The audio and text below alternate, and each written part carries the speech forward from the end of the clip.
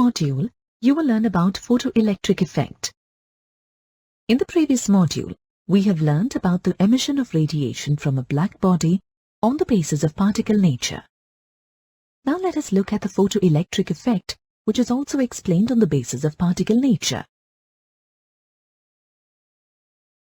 In 1887, Hertz performed an experiment in which he observed that when the surface of certain metals, such as cesium, potassium, sodium, rubidium, and so on, are exposed to a beam of light as shown, electrons were ejected. This is called the photoelectric effect. The electrons thus emitted are called photoelectrons. From this experiment, the following observations were made. 1. No electrons are ejected from a metal if the incident light has frequency of less than a certain minimum frequency value, called the threshold frequency. 2. The number of photoelectrons ejected is directly proportional to the intensity or brightness of the incident light. 3. The kinetic energy of the ejected electron is directly proportional to the frequency of the incident light. These observations could not be explained using the laws of classical physics, according to which the number of electrons ejected and kinetic energy associated with these electrons depend on the intensity of the light radiation. However, it is observed that the kinetic energy of the ejected electron depends upon the frequency of the incident light, but not on the intensity of the light radiation. For example, when the metal potassium is irradiated with high, intense red light having frequency of 4.3 to 4.6 multiplied by 10 raised to the power of 14 Hz for hours together, no electron is ejected. But as soon as it is irradiated with even less intense yellow light having frequency of 5.1 to 5.2 multiplied by 10 raised to the power of 14 Hz, photoelectrons are ejected. This is because the threshold frequency for potassium metal is 5.0 multiplied by 10 raised to the power of 14 Hz. Einstein explained these observations of the photoelectric effect, for which he received the Nobel Prize in 1921.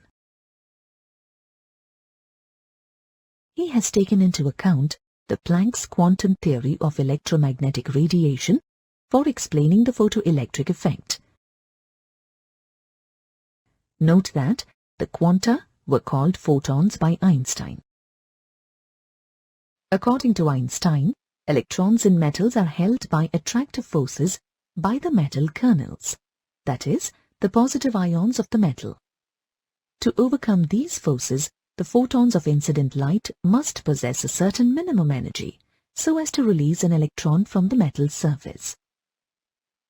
Thus, when a photon of sufficient energy strikes an electron in the atom of the metal, it transfers its energy instantaneously to the electron, and the electron is ejected without any time lag. From the quantum theory of radiation, we know that the energy of the incident photon is directly proportional to the frequency of the incident light. The minimum frequency that provides enough energy just to release an electron from the surface of a metal is called the threshold frequency, designated as nu0.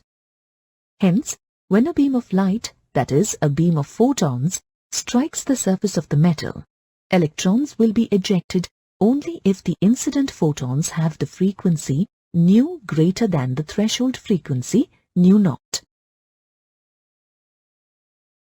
Let us assume that the frequency of the photon of incident light nu is greater than the threshold frequency nu0.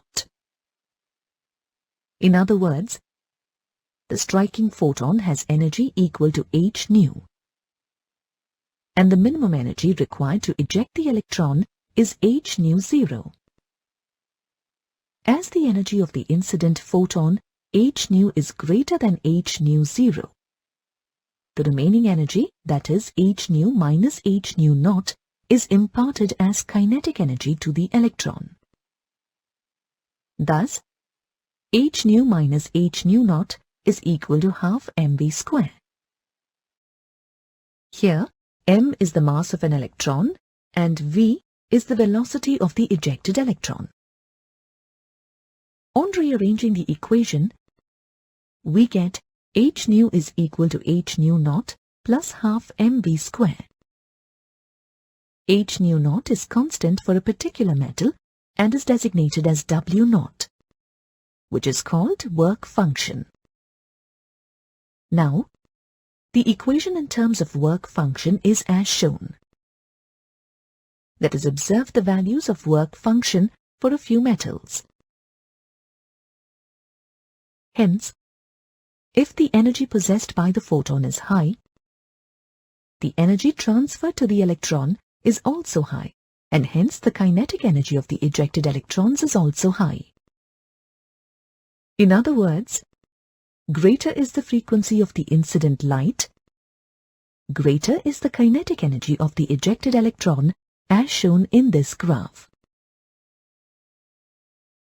Lastly, greater is the intensity of incident light or the number of photons that strike a metal, greater is the number of electrons ejected. For example, when more and less intense yellow light is made to shine on potassium metal separately, then relatively more number of electrons will be ejected from the potassium metal irradiated with high intense yellow light. Now let us solve a numerical problem based on photoelectric effect. Calculate the kinetic energy of an electron emitted from a surface of a metal when radiation of frequency 5.5 multiplied by 10 raised to the power of 17 per second hits the metal. The work function of a metal is 3.62 multiplied by 10 raised to the power of minus 12 ergs. The first step involves writing the given data as shown and then writing the appropriate equation to calculate the given problem. In the second step, let us substitute the values of h nu and W naught in the equation. On solving, we get the final answer as 3.63 multiplied by 10 raised to the power of minus 9 ergs. Hence, the electron will be emitted with a kinetic energy of 3.63 multiplied by 10 raised to the power of minus 9 ergs. Thus, these theories and conclusions, such as the black body radiation and the photoelectric effect, led to the development of Father Bohr's model of atom. Bohr's model of atom could successfully explain the line spectrum of hydrogen atom that you will learn about in the next module. You have now reached the end of this module. In this module, you learned that